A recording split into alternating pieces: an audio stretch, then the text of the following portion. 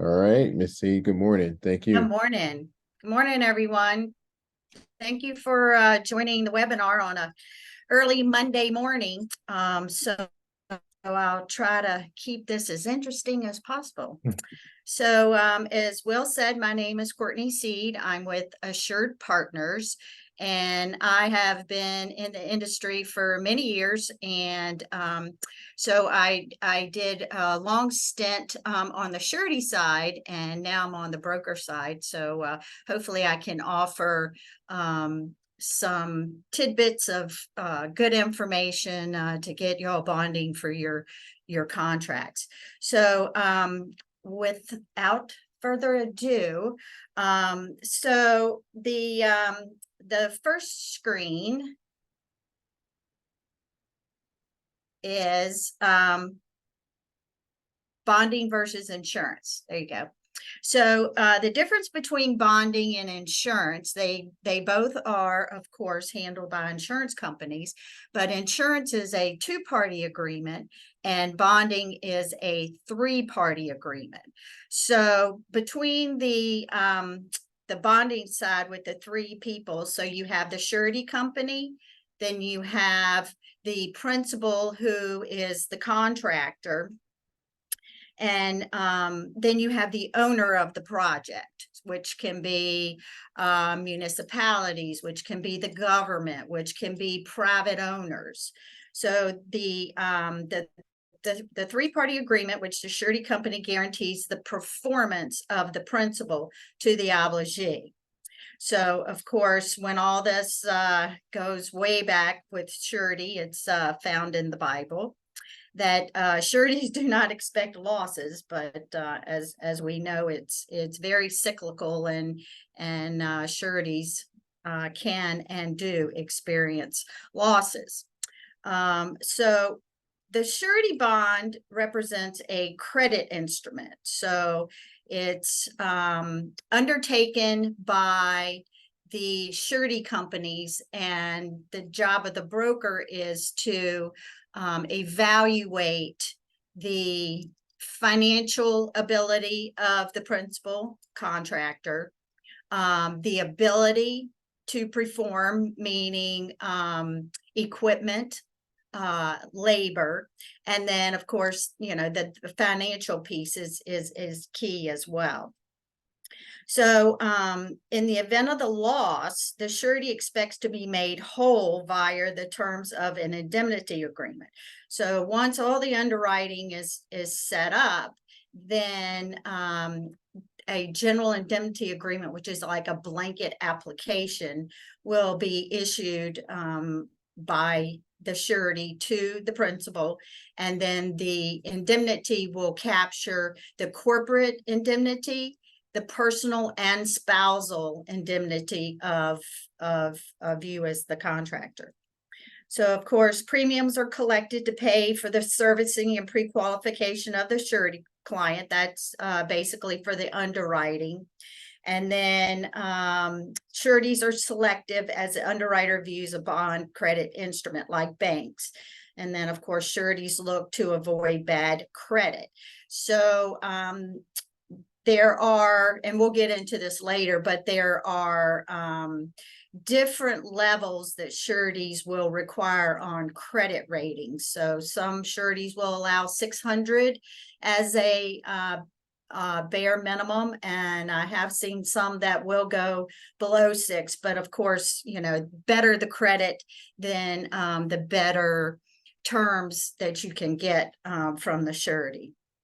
Again, on the insurance side, that's a two-party agreement where the broker will insure your house, your cars, and even your business equipment, etc. And so that's put into a pool, and so it's just between you and the insurance company. So, overview of a surety bond.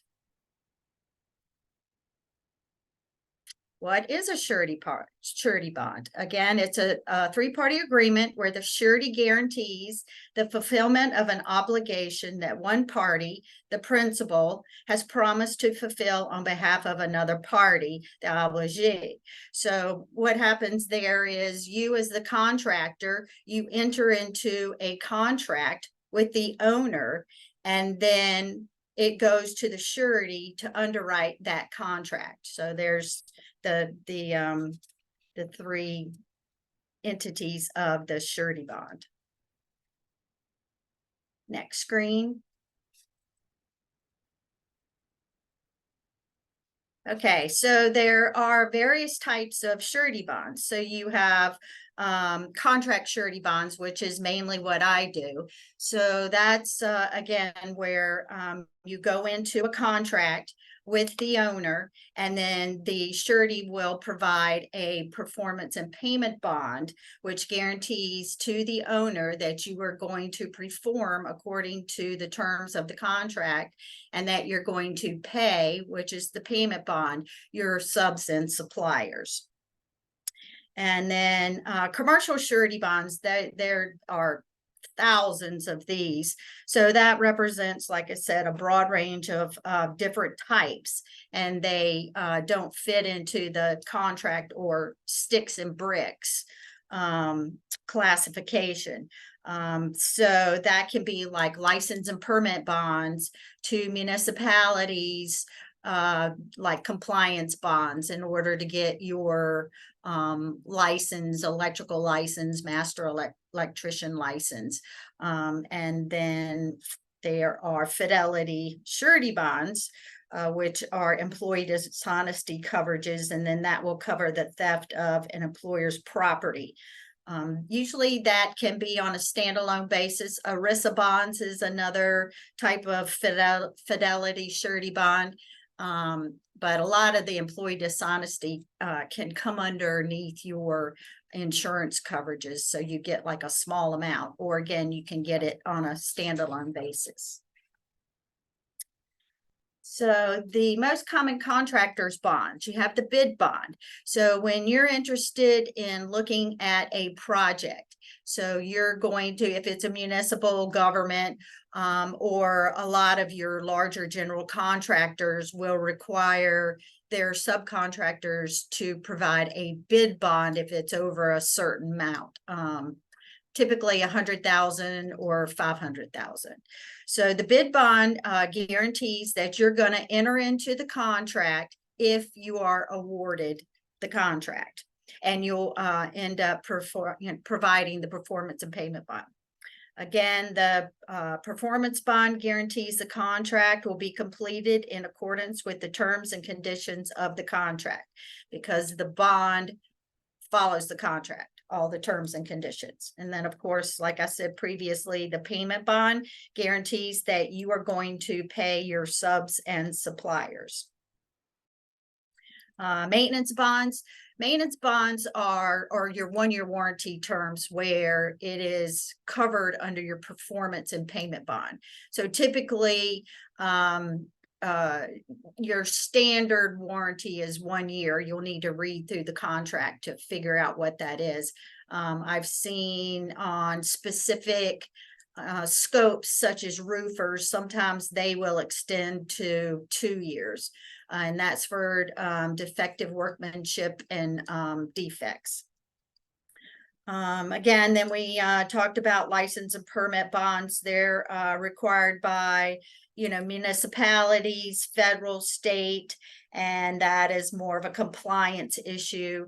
Again, I think North Carolina has that contractor's Class A license bond, and that requires, I think it's like a $2 million bond. But the function is basically that it guarantees from the surety to the government entity or municipality that the company will comply with the underwriting statute, state law, municipal ordinance, and regulations.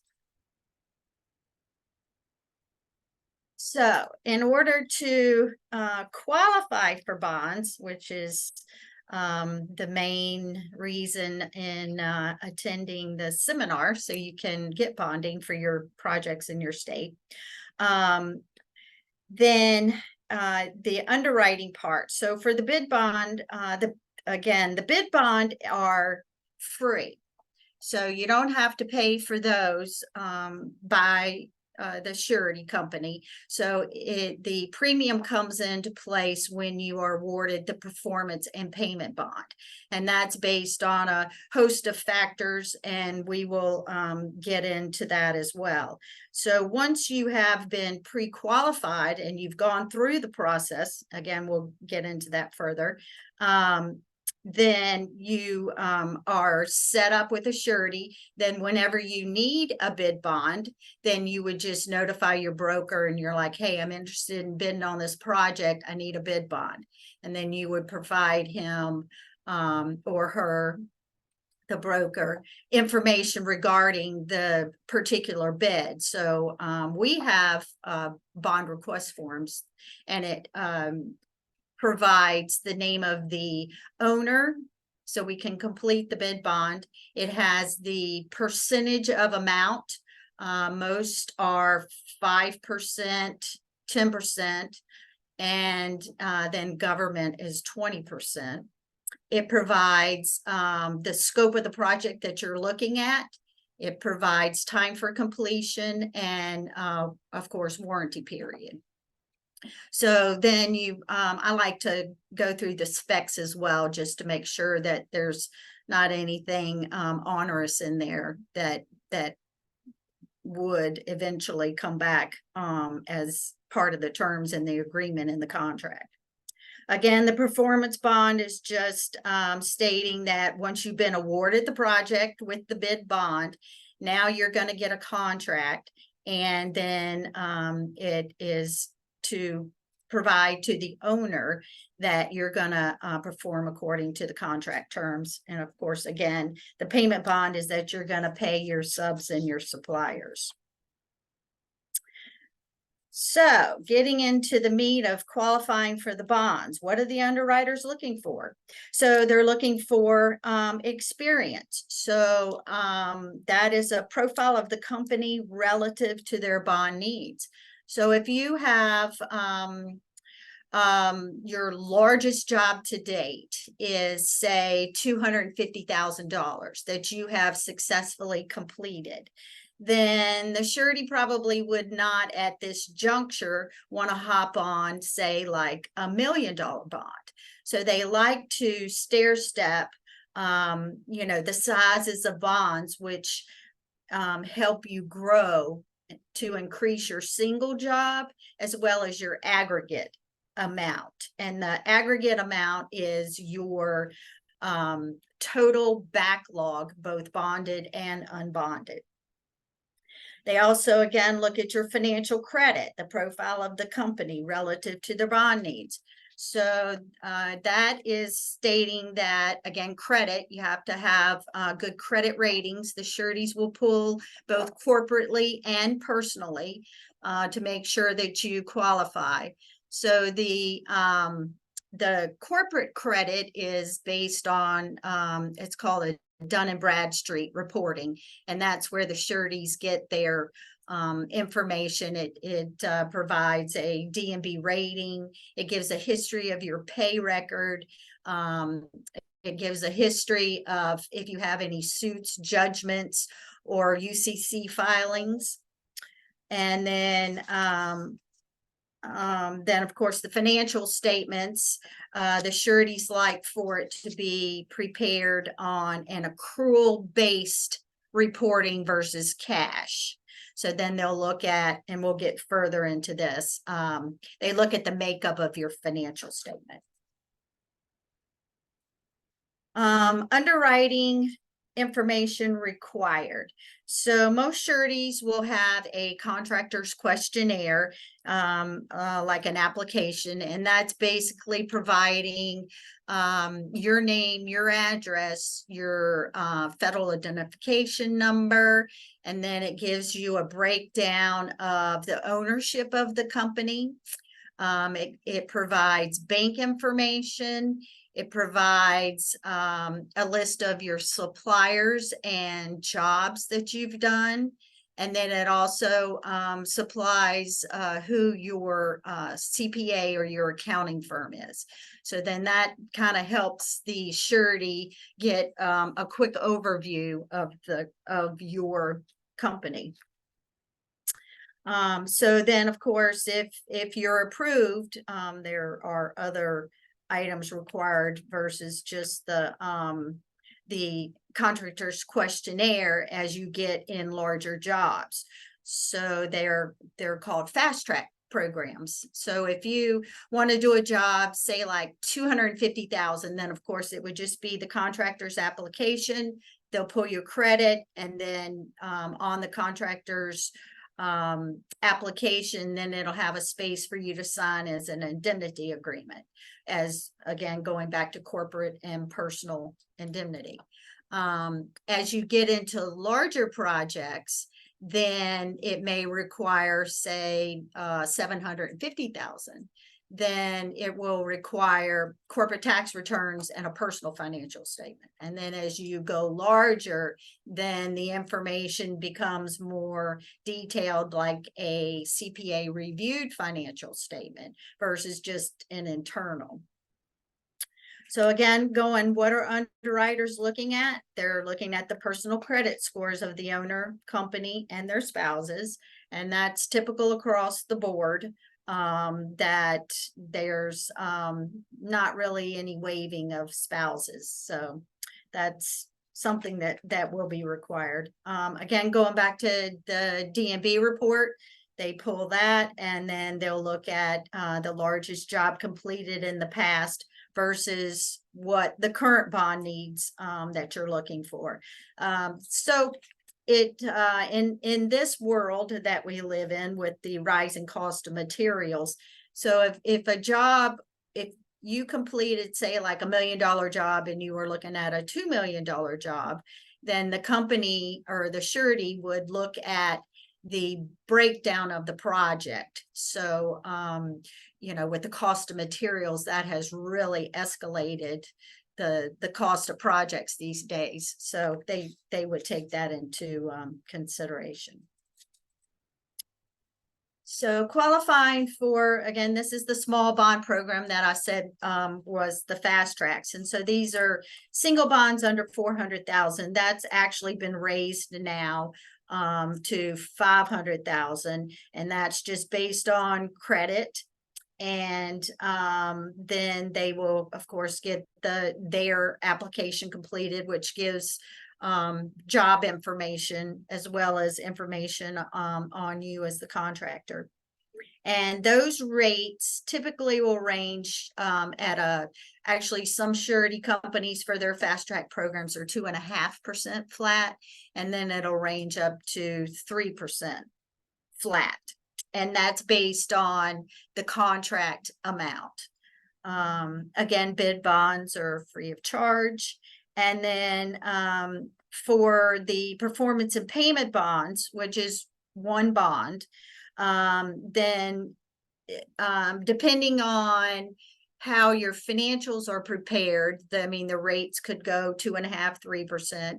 But as you get established and the financials and everything is in place, then we can, or the surety companies can lower it down to, like 2%, 1.5%. All surety companies have their own rate filings. So that's kind of commensurate with your experience and your financials.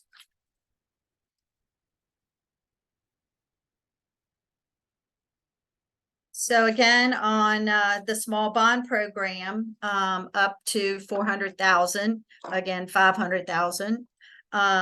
So under these personal credit-based programs, then you can get a bonded job under your belt. And then as you continue to grow and implement good, sound business practices that the sureties look for, and we can get into this later, then you can start to increase your single bonded project. So you, like I said, if you do like a $500,000 job and then you successfully complete that, then maybe the next one, as your financial statements continue to improve, then you might be able to do a $750,000, or then you can, grow depending on the job cost makeup, to say like $1 million. And again, your aggregate backlog is your total work program on a bonded and unbonded basis, because you still have to, finance and put labor in on those projects.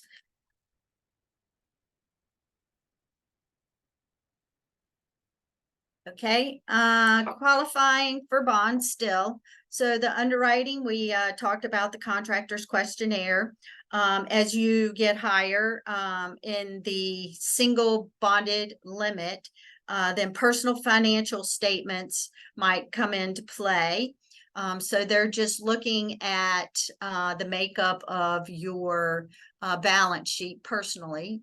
So that would include, of course, your cash, any receivables, real estate, and then the associated debt on your mortgage, or any other credit cards or things like that.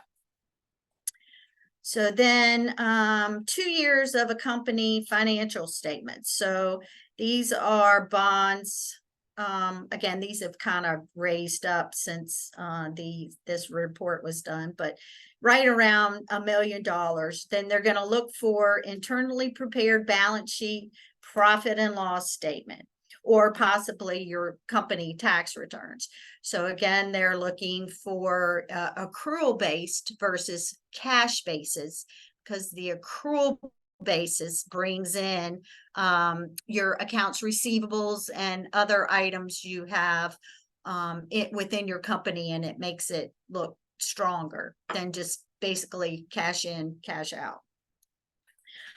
Then as you continue to grow your bond program based on experience and financials, then they meaning the surety, would require a CPA reviewed financial statements. So that's where they come in and they are reviewing your credibility of your accounts receivables. They're looking at your backlog. They're looking at it on a percentage of completion basis.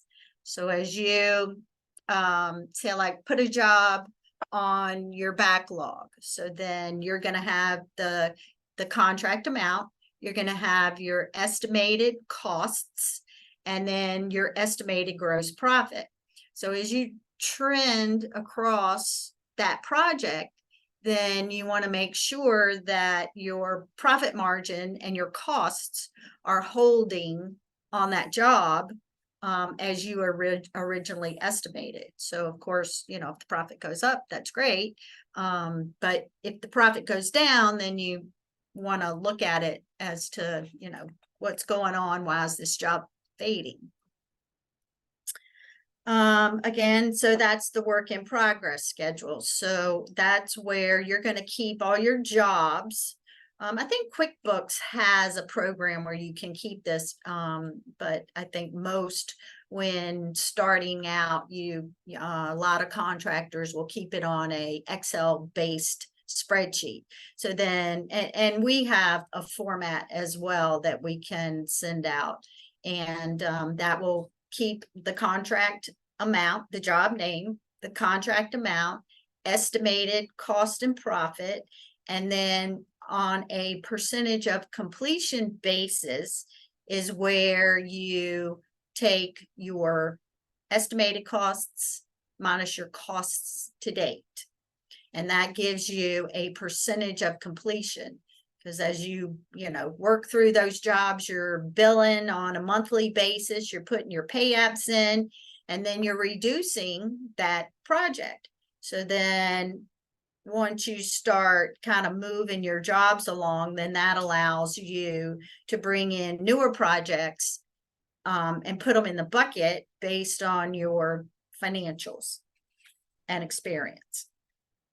Again, going back to the signed general indemnity agreement, that just provides a guarantee that if a loss should occur, then you are going to, the surety will make the owner whole, and then you will need to repay the surety for whatever loss that there is. Financial statements. So most situations are flexible for your first bond request. Again, CPA statements are not necessary at that point in time of when you're first getting your bond for say $200, $300, $400,000. But as you continue to grow, then it does become critical to get a construction CPA in there to prepare your financial statements. Because they're, of course, in construction and they know what the surety companies are looking for, and they can structure your balance sheet in order to, make it grow, in order to help grow your bond program. So the surety underwriter on these fast tracks, again, they've increased up to $1 million without CPA financials.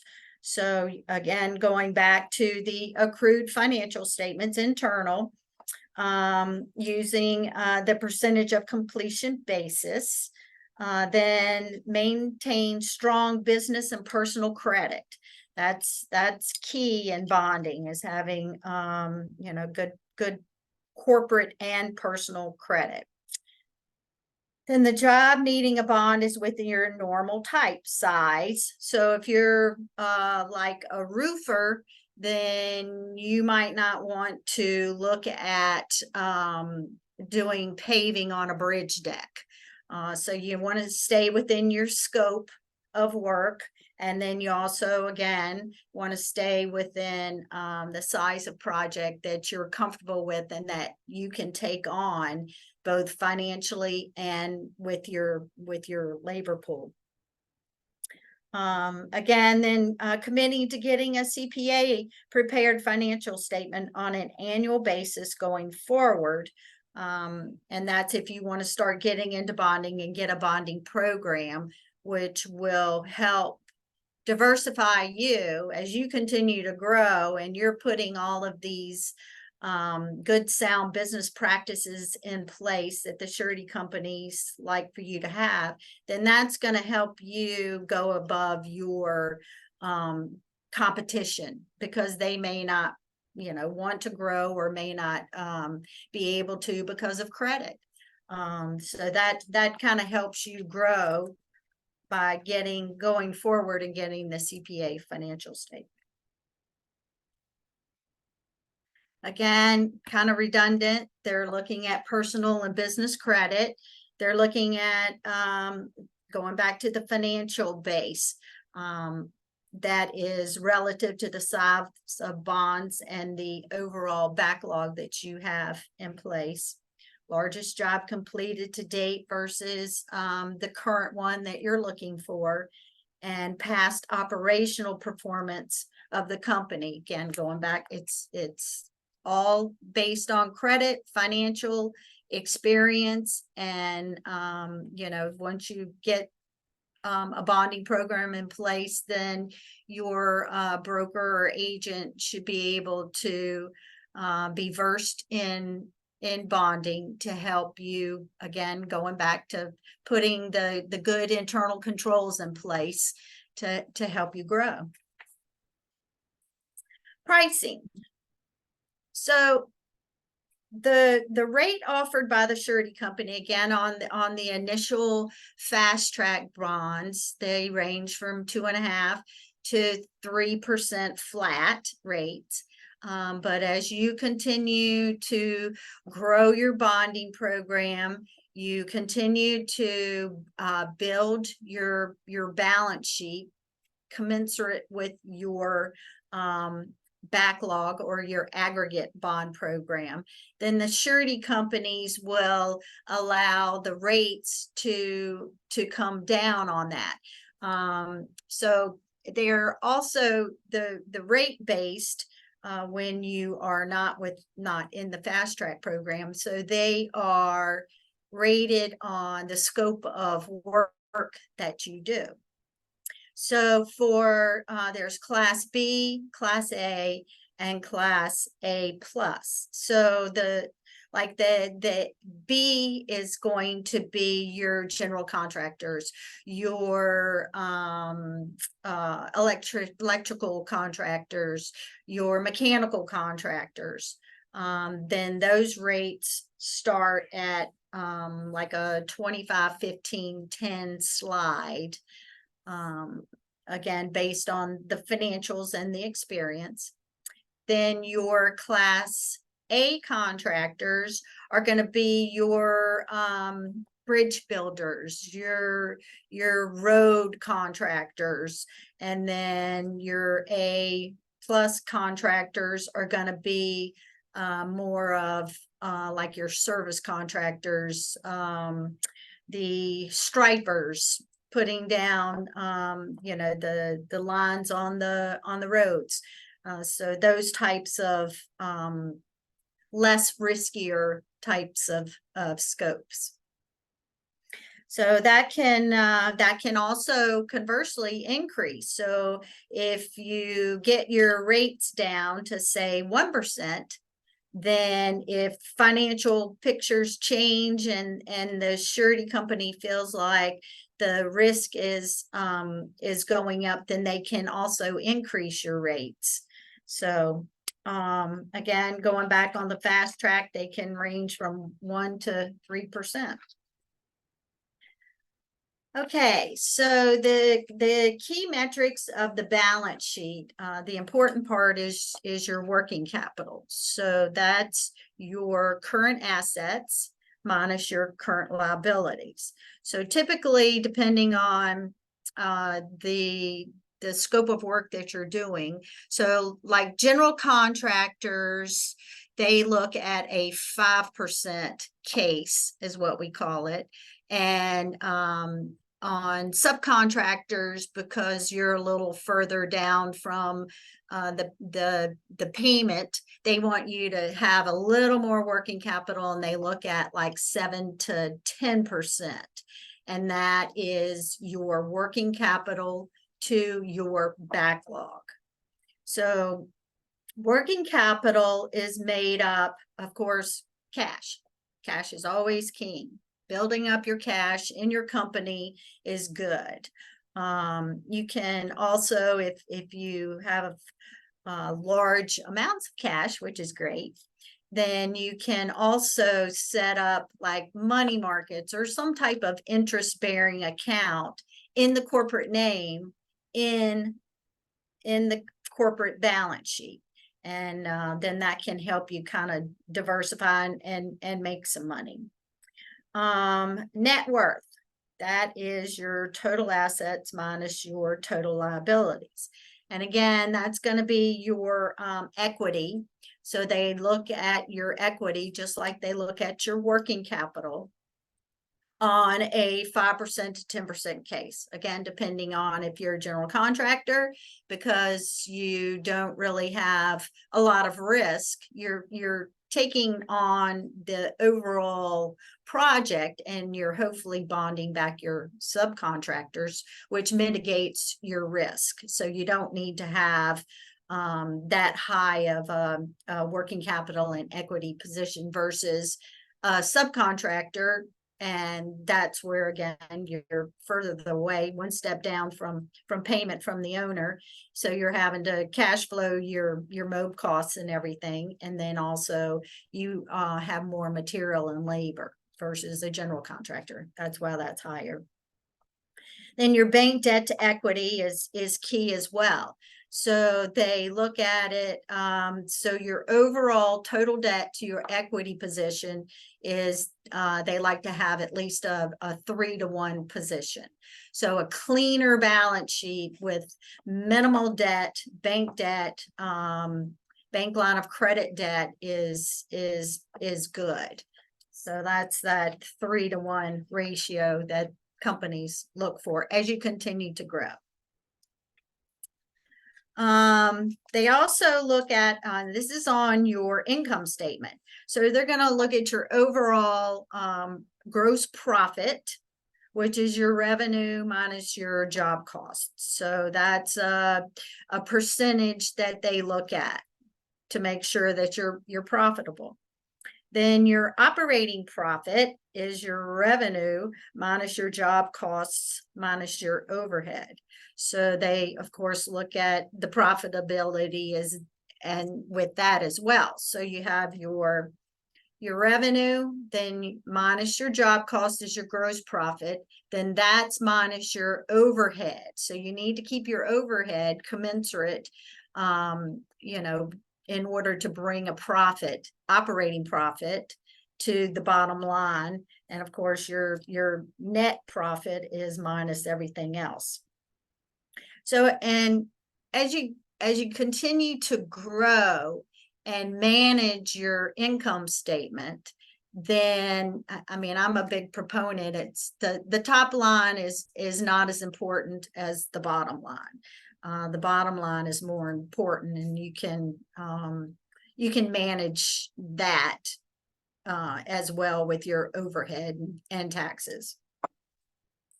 Individual job performance. So the information is given to the underwriter through quarterly work in progress, and they're looking to see, going back to see how your jobs are performing. That's where you put a job on your WIP schedule, you put in your estimated costs and your estimated profits, and so I say the work in progress schedule is like your Bible.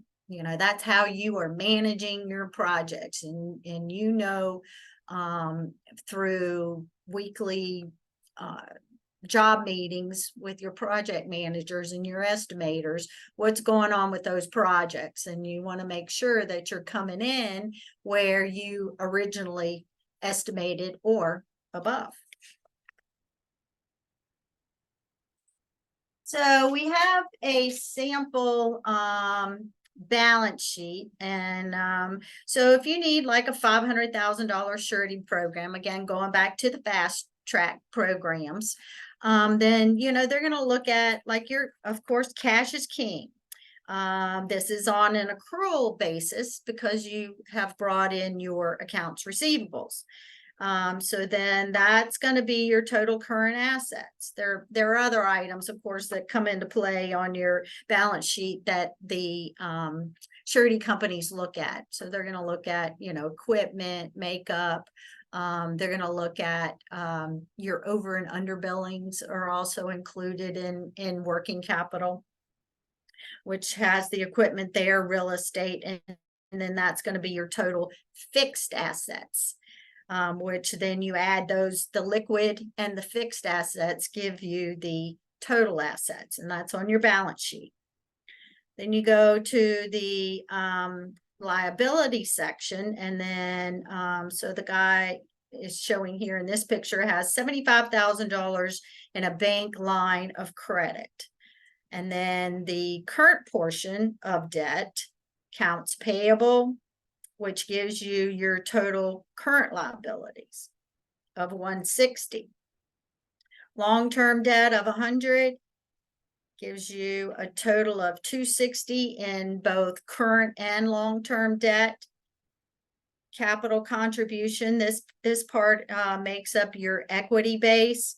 So a total of 40,000 in total equity.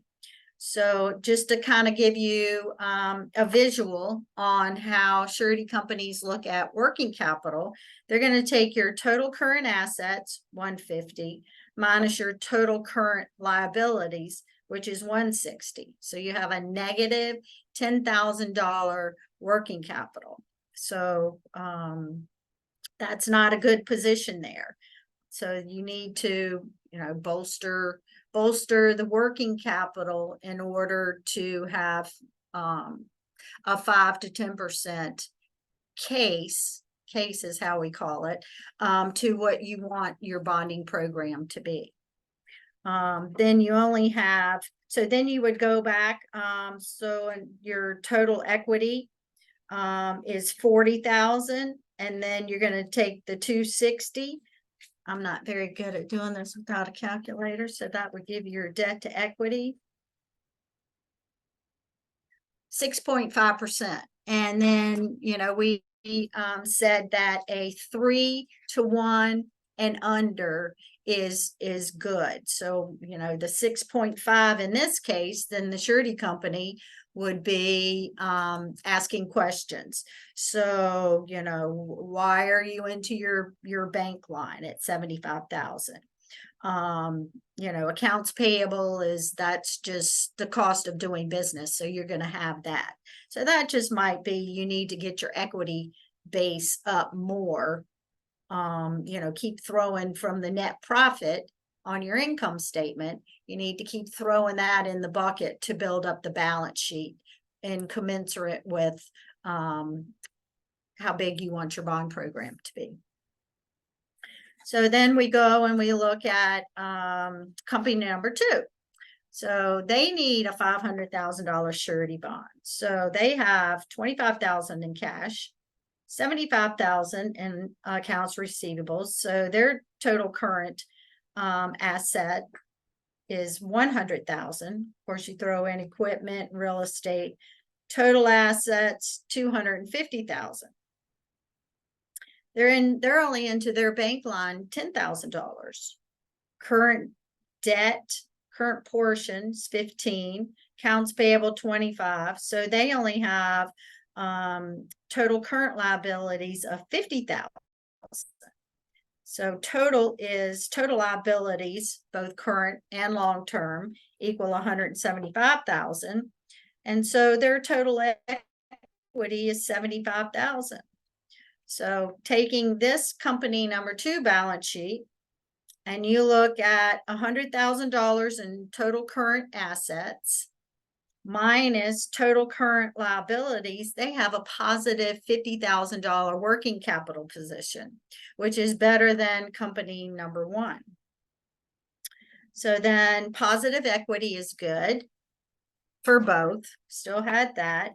And then you take your total liabilities of 175 and you divide that into your total equity. So they have a 2.3 total debt to equity, which is under your 3-to-1. So this company, number 2, is in a much better position, both working capital and debt to equity position.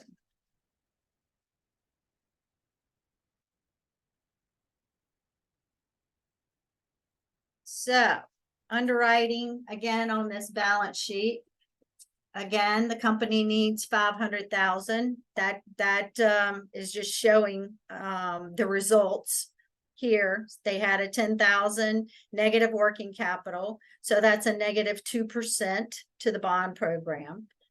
The net worth was 40. So then your net worth case, you're going to take your net worth to your overall revenue is 8%. Didn't have any, they had cash at 125, but then when you factor in the working capital, that gives it a true net cash of 0.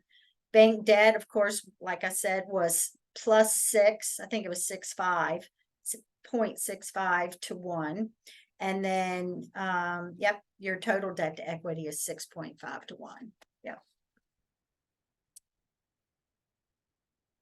And then this is going back and giving you just an overview again of company number 2, where we said that the working capital was 50,000. You have, so that would be a 10% case. You said you wanted anywhere from 5 to 10%. So company number 2 is doing better than company number 1. The net worth allowed was 75,000. That was a 15% case. True cash was 65,000. Bank debt, that is gonna be your bank line of credit debt and your current debt, which is your bank debt. So that was 2-to-1. And then, like I said, the overall debt to equity was 2.3 to 1. And the qualifying amount is, the ratio is 3-to-1 that the sureties like to see.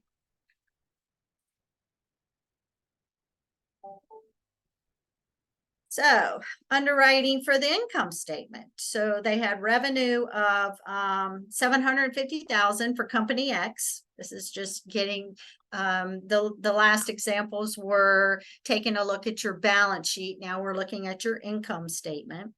So the revenue, if for example, company X, 750,000, they have total job direct costs of 600,000.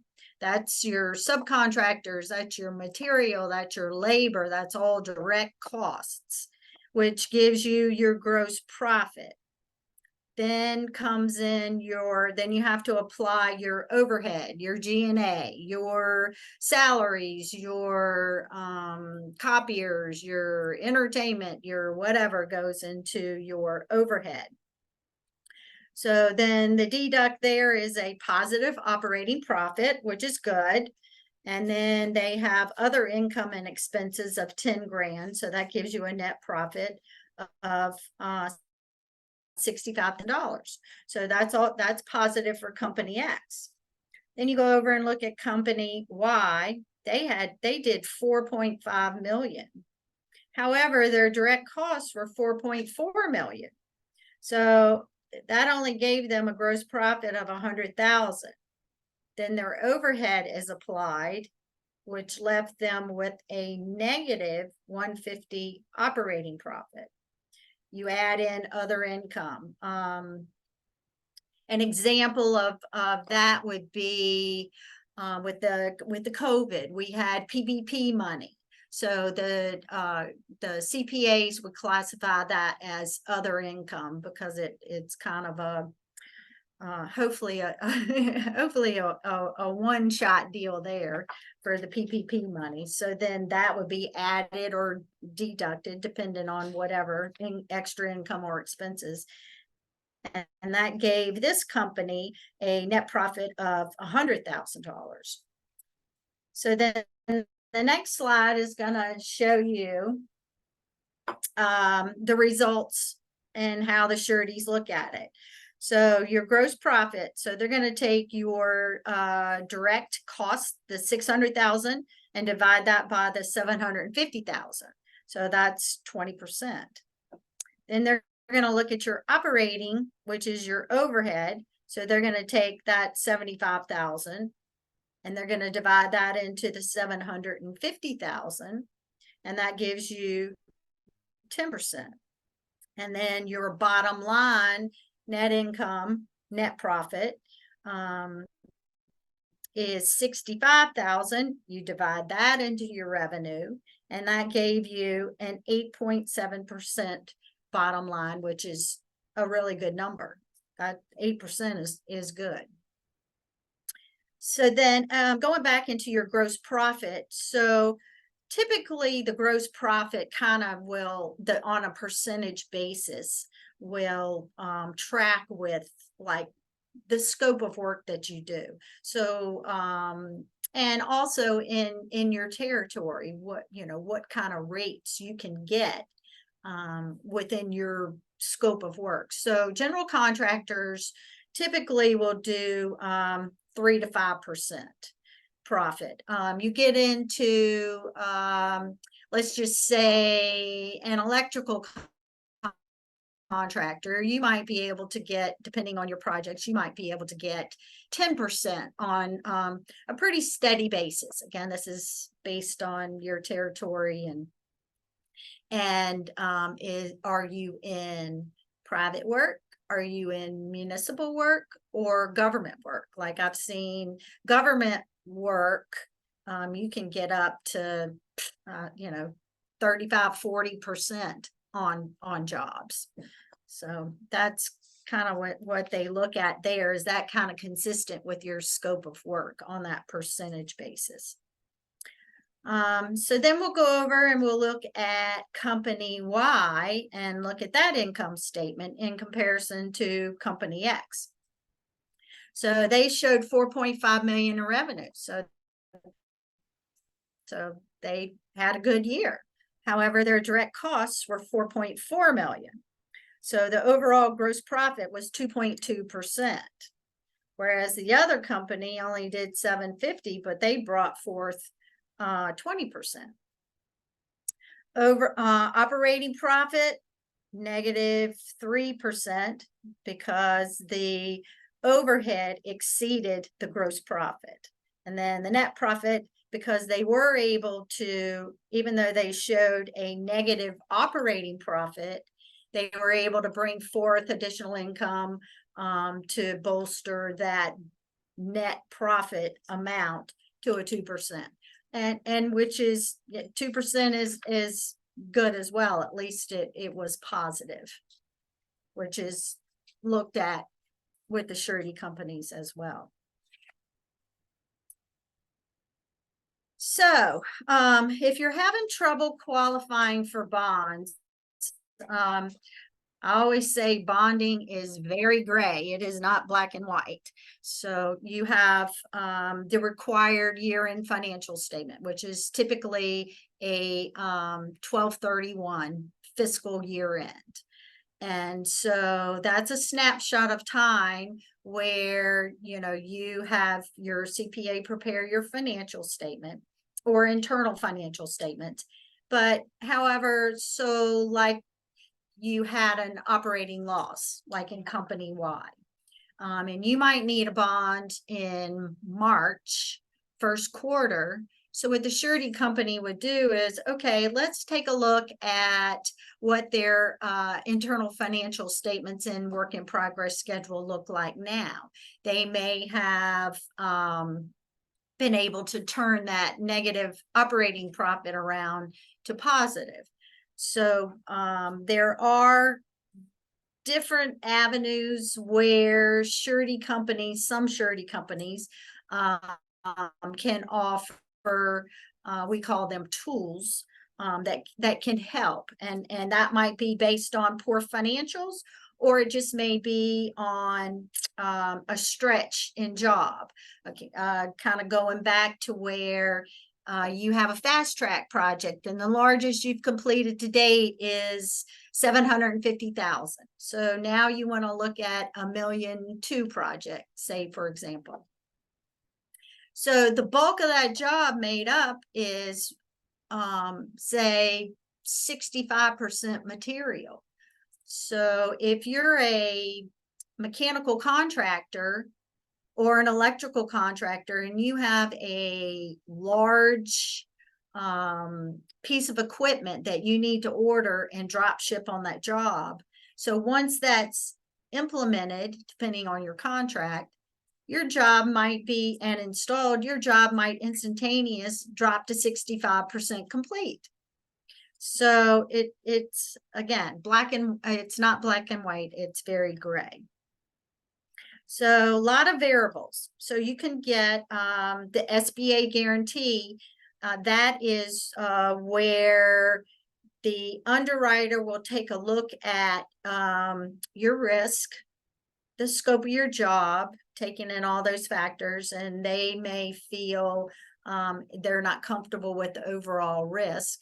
So then they will go to the SBA, and the SBA will take like 90% of the total contract. So they can go up to $6.5 million on a single basis. And going back to, they guarantee up to 90% of the bond amount. And the fee, this is over and above the premium that the surety companies charge, is 0.72 of the contract price. Again, this is over and above the premium that the surety is going to get. Another tool is funds control or escrow. So this is a third-party arrangement where they will, it's kind of like a back room accounting department for you, which can be good for some, because we know that the funds always don't stay on a particular project, which they should.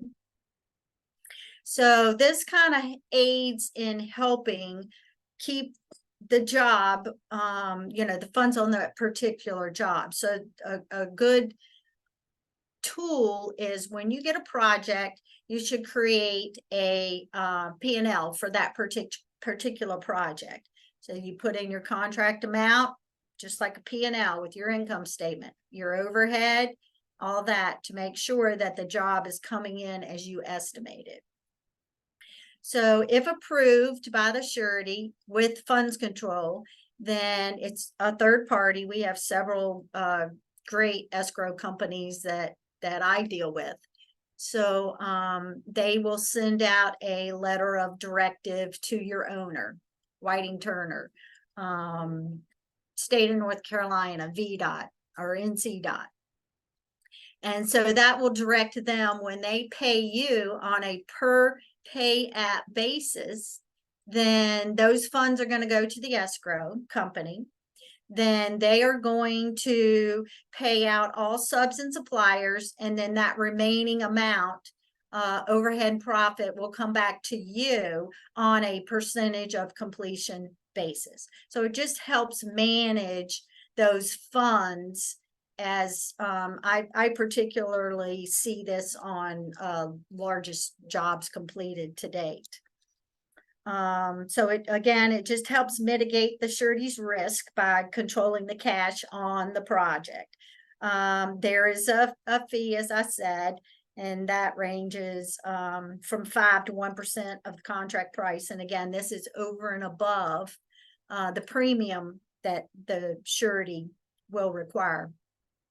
So typically when you're putting in your bid, you need to include the premium when you're figuring up the amount, and then any SBA fee or your escrow fee.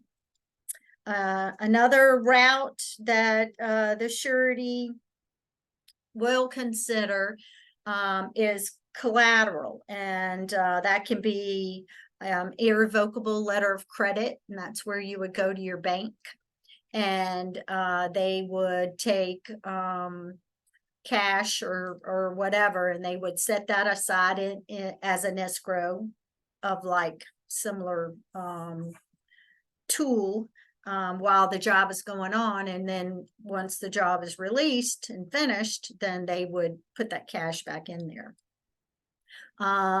Some surety companies will take real estate. Again, it has to be unencumbered. Most sureties won't take second positions. They'll only take first positions. So benefits of having a bond program. What one surety company will offer you terms of support to handle all your bond needs. So kind of one-stop shopping. So once you're set up, they will establish limits. Again, going back to single limits and aggregate bond limits. So again, that's commensurate on the size of jobs that you've completed. So the terminology is, let's just say they'll set you up on a 1 million single, 3 million aggregate. So those are your bond limits that you can work within. And again, it's on a per pay app percentage of completion basis. So you're constantly churning that work, and then you're able to continue to add on new work. Your bond program limits, of course, are designed to support your business plan. Again, those single and aggregate limits are not in stone. So if that perfect job came about where it was in your backyard and you wanted to go after it, so they would just look at the makeup of it, look at the breakdown of the job, look at the overhead, look at just the mechanics of the project, and again, as well as your financial statement and where you are with all your other work, the timing of it. Again, they'll go back and they'll set bond rates, flat or a sliding scale. And we've kind of discussed the rates there for the fast track, 2.5% to 3% flat. And then as you continue to grow and implement the good CPA financial statement, then it can come in commensurate with that. So the surety companies, the underwriters, they just like to stay in touch with you and kind of get a feel on a annual basis. So after your 12/31 year and financial statement comes out by your CPA, then they like to, come meet with you and sit down and review the numbers and see what kind of year you had and what you have coming up for them to plan. So it's kind of a planning session, but also they like to, do meet and greets and see what's going on within your company.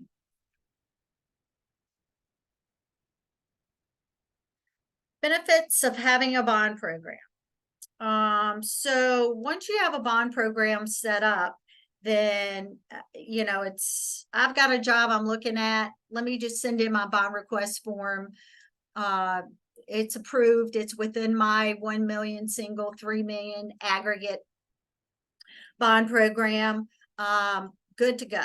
So it's kind of cuts out the arduous process of doing just kind of say like I have a bond or a job I want to look at in January. Well, 2 years later, here's another one. So, I mean, it just all depends on setting up at your level of activity, scope of work, of what kind of projects you're looking at. Of course, government contractors, they bid 2-3 jobs a week.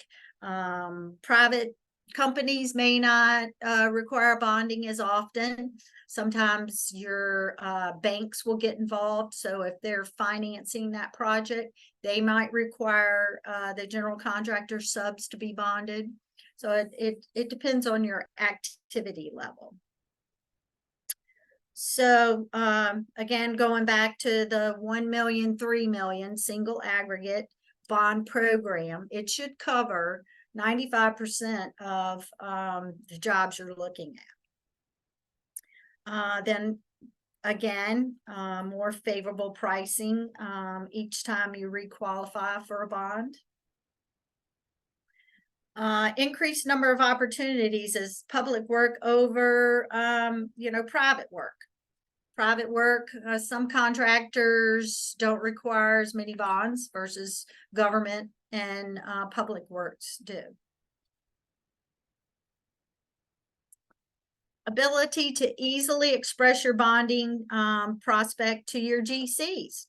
So when you already have a surety bond set up or a surety program set up, then you can, when you're wanting to pre-qualify with new general contractors, you can just ask your agent to produce a pre-qual letter or a good guy letter. And then that's gonna basically state the size of job parameters that you have in place. And then that will help you qualify with different generals, knowing what levels you have. Ability, okay, those are the pre-qual letters, and like I said, it'll name your surety company, XYZ, your single jobs, and your aggregate. And then having a bond program in place is regular access to information that could affect your business through surety agent or underwriter. So improving your terms.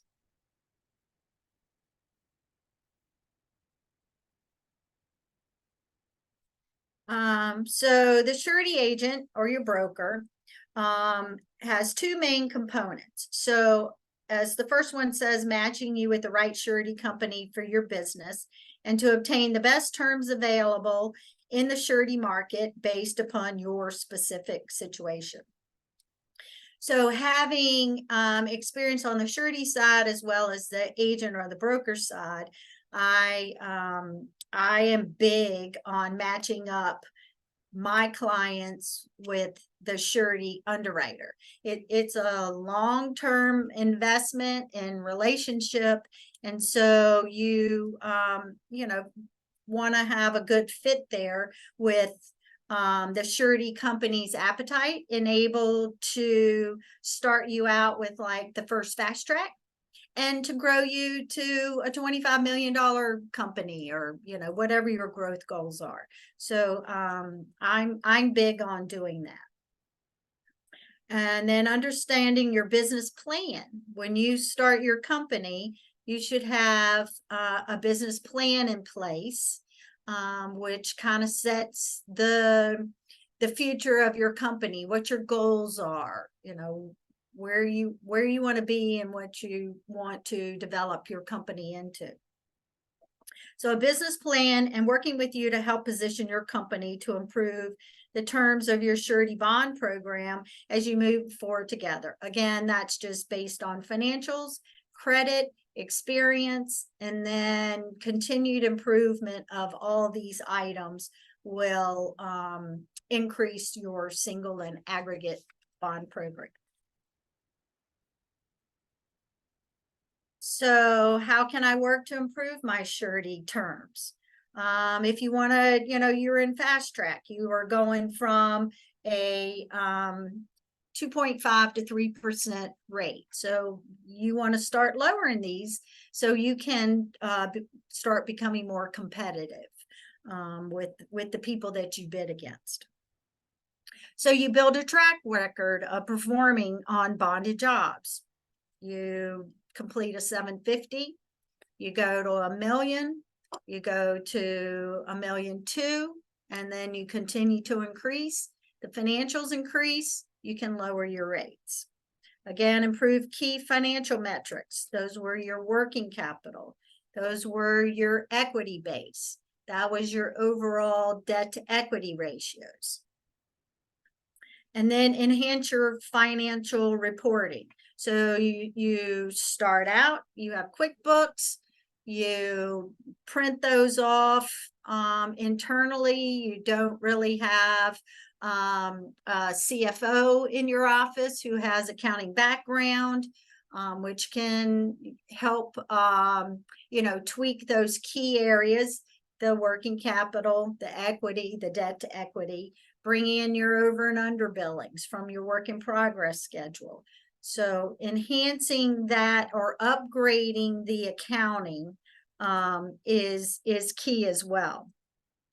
And again, as a business owner, as you continue to grow, you can't, when you're smaller, you can certainly have full control over all aspects of your business. But as you continue to grow, you really need to have key people where you're building that infrastructure. So you need to have key people over and reviewing your financials. So at any point in time, you can put your thumb on your working capital, your cash position, your over and under billings. And you know that those numbers are 100% accurate. Which is key as a business owner in making decisions on upgrading, buying, building your infrastructure, adding key people. So that, again, using a construction CPA firm that specializes in contractors carries a lot of weight, because they know that those numbers are accurate and they track from period to period, which is key as well. Increase single job limit. Again, the ability to pursue larger jobs. You get a job, you complete it, and you continue to build from there. Then the surety company feels comfortable with growing with you, increasing those limits. As you build the relationship with your surety underwriter, then they're going to get comfortable with you. They know you at the helm of your company is conservative and have good tight controls within your company, and you know what's going on. And then that's going to increase their confidence in the ability for you to perform on larger projects. Increased aggregate limit is the ability to pursue more jobs. So that's your, again, going back, that's your total bonded and unbonded backlog. Similar to when setting single job limits, surety underwriters look at what you've managed in the past. And they also look at the makeup of it. So you might have, say, like one anchor job at 750,000, and then you've got all these smaller little jobs that have higher profit margins that are quick turning. And you can throw those in the bucket and continue on as you manage your anchor project. So then as you continue to build your financial statement, then you could get 2 anchor projects. But you know, the makeup and the mix of the jobs are key, because they have different margins and things like that. So you can, on the increased aggregate, you can improve your organization, can successfully manage larger backlogs, and then your aggregate will increase as well. So it went from 1 million single to 3 million aggregate, may increase it next to 2 million single, 5 million aggregate as you continue to grow. Release of personal indemnity. So I mean, this doesn't happen very often, but as you continue to build that balance sheet, meaning, let's just say you have the makeup of your financial statement is where you have a 1/3 program. Typically, it's going to be much higher than that.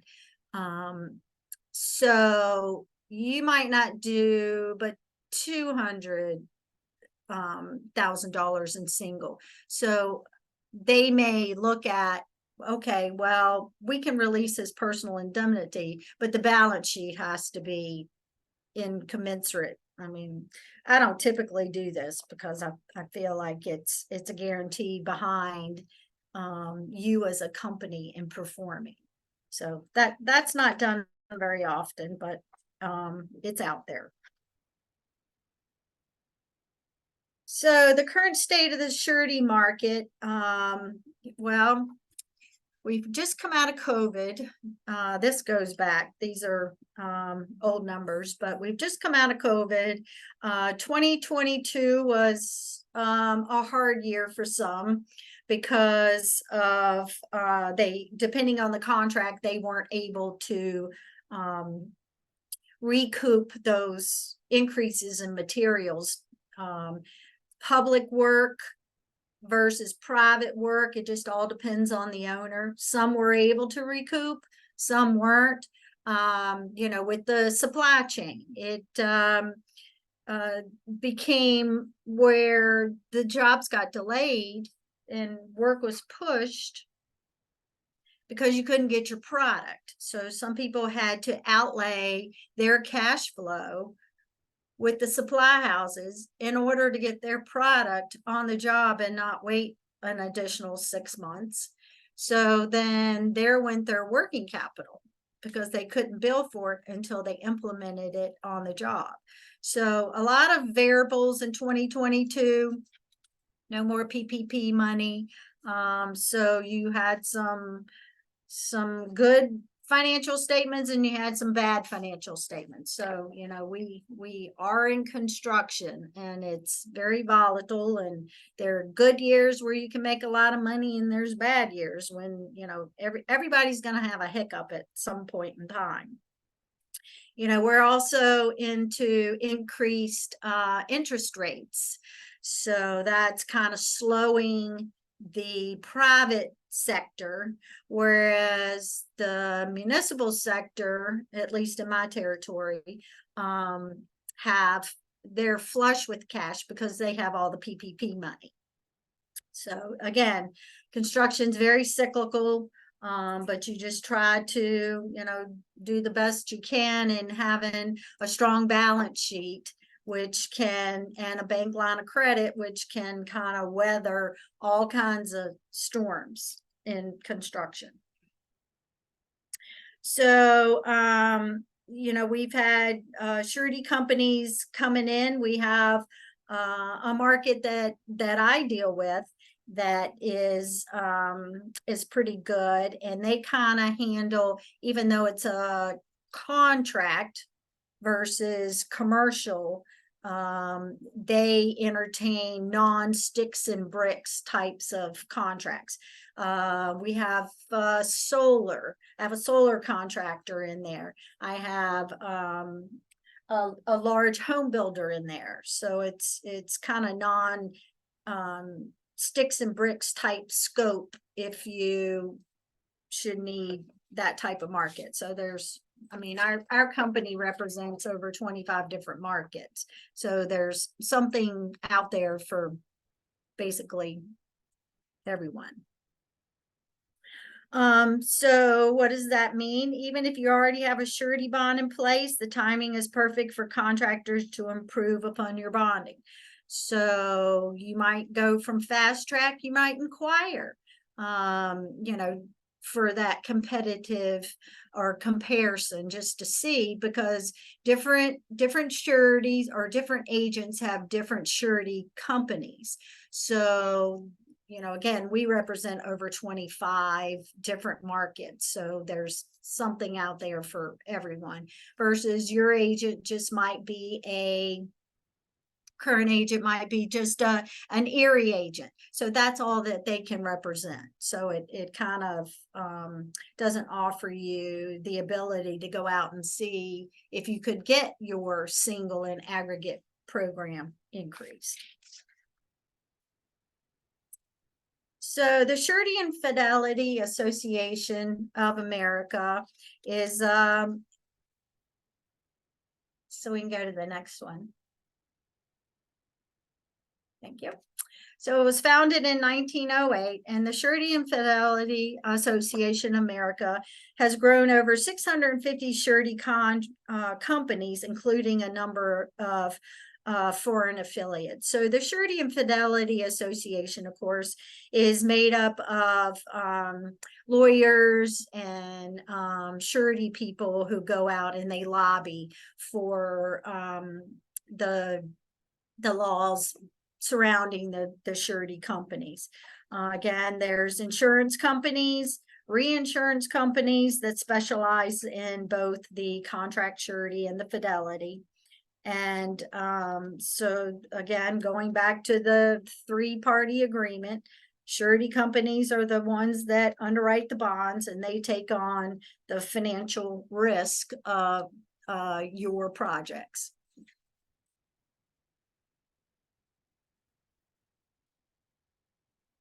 So I think we're wrapping up here. So again, surety it's not black and white. It's definitely gray, because it is, things are constantly changing, and the risks are changing, and so it's definitely gray. So you know, kind of hopefully can give you a wide range of how to qualify for bonds. If you come in and you know, want to do a project that you've never required bonding before, then there's the fast track markets. Or if you want to get set up where your scope of work is going to require more and more bonding, to get set up with a project. It's again, don't be intimidated.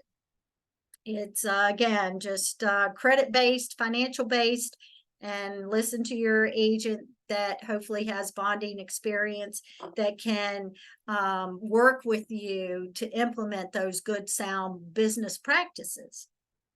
And then also scrambling at the last minute. If you go ahead and get set up, then you're already pre-qualified with the surety, and then they can help you, you know, grow and get those bonds done. So it is vital to your business if you want to diversify. You, again, going back to you as a business owner, needs to know where you are financially at all times, because it's just going to help you grow. And as you do increase your infrastructure, you might look, talking about accounting software, you might want to gravitate away from QuickBooks. I know they have a contractor's one, but you may want to get more into, there's a product called a Sage product. And then I'm not the computer product expert, but it does help you track your jobs better. It has different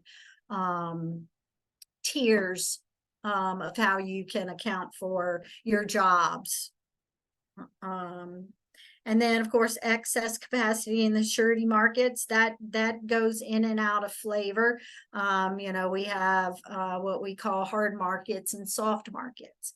We're kind of going in, it gets hard when the sureties have losses, so it kind of clamps down on maybe stretching or you know, looking at weaker financial statements. So all that comes into play. But again, I would suggest, if you need to get into bonding, get a bonding expert, a broker that can help you and who has knowledge of helping you grow into a bigger contractor with your bonding. So that's all I have.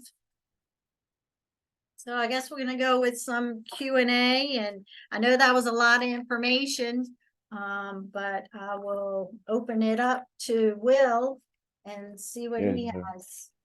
Right. Yeah. No, thank you, Courtney, for sharing that expertise and guiding us through the world of surety bonding. This insight has been incredibly valuable, and we're grateful for, you know, your time and knowledge. Like we said, so we have opened up for a Q&A. You can either, what I'll do is I'll bring people over if they want to speak, or feel free to drop your question in the Q&A box or the chat box, and we'll share those with Courtney. But I'll pull everyone over so that you can turn on your mics and ask your questions. Let's see.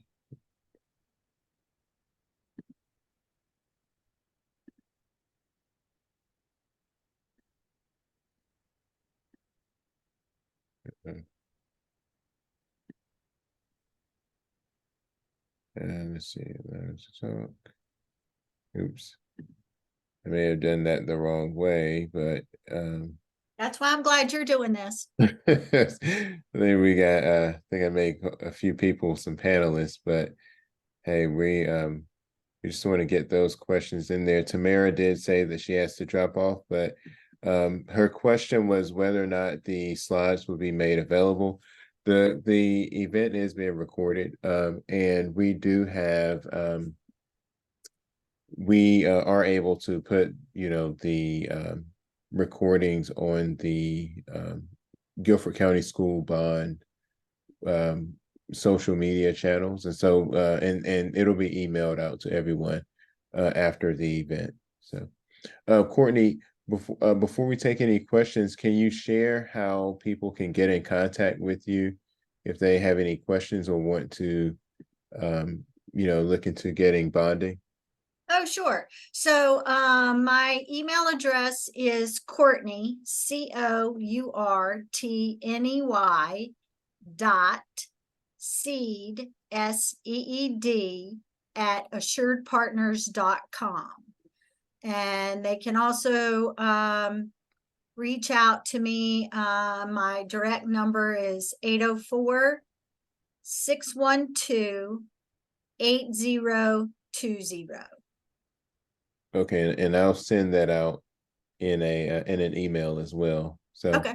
if you all have any questions regarding surety bonding, please feel free to reach out to Courtney. I know this is an area that, you know, kind of either helps people grow their businesses and pursue larger projects, or it, you know, not knowing, having this information and not, you know, having it keeps them from growing their business. So definitely reach out to Courtney if you have any additional questions on that. I think we are, so we're scheduled for 11, but I think that if we don't have any additional questions, we're going to go ahead and wrap it up and send, I'll send a post webinar email out to everyone. We look for it. First of all, thank all of you for attending today. And Courtney, thank you, of course, Oh, for presenting this certainly my information. pleasure. Right, we're gonna have several of these workshops. The goal is to help businesses prepare to collaborate and pursue opportunities with Guilford County Schools on the 2022 Guilford County Schools construction bond projects. If you all are probably very well aware that over the next few years, several schools will be built, renovated, and even new schools built, or rebuilt, renovated, and I think maybe about 4 to 7 new schools. And so um, that amount of work is going to require a lot of businesses who are prepared to help get those schools built. And so our goal with these business development workshops is to help prepare businesses to do just that. And so along with bonding, this next month we're going to be having workshops on hub certification. So if any of you are not hub certified, this is a must-have workshop for you next month. We'll be sending out that schedule as well, but that workshop will walk you through the certification or renewal process for your hub certification. That certification opens up a lot of doors for opportunities, especially in government contracting. And so Yep. there's one other, I don't have that schedule right here in front of me, but I'll be sending that out to you all as well. And of course, Courtney will be back in person on the 27th. So the location for that event is to be determined, but you all will be getting those updates as well. So if you know anyone who could have benefited from being here today that could not make it, please invite them to come out and meet with Courtney on the 27th to receive this information as well. So if there are no questions, and let me just check the QA box one more time. I know this is a lot of information, and There's a lot of information. people probably need time to just digest it. But if there are no more questions, we're going to go ahead and wrap it up. And again, thank you all for attending today's workshop. Thank you. Thank you, and you all have a good day.